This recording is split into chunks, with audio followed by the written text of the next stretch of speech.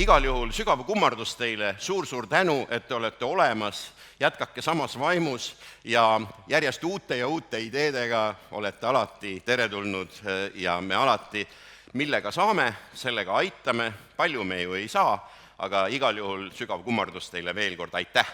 Särav startija 2020.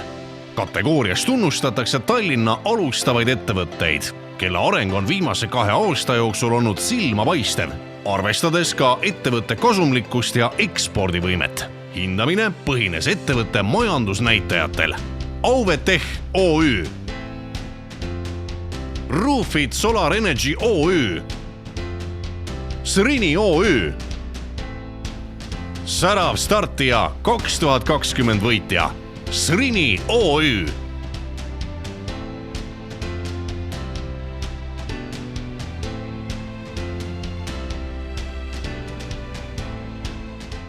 Küsimus. Taotluses märkisite, et olete juhtida oma organisatsiooni ja jaotate 30% oma kasumist töötajate vahel. Kas see on ennast õigustanud?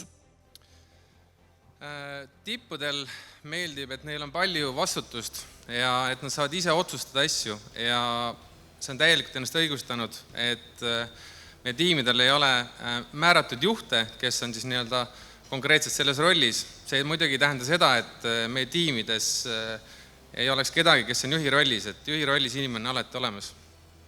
Nii et on õigustanud.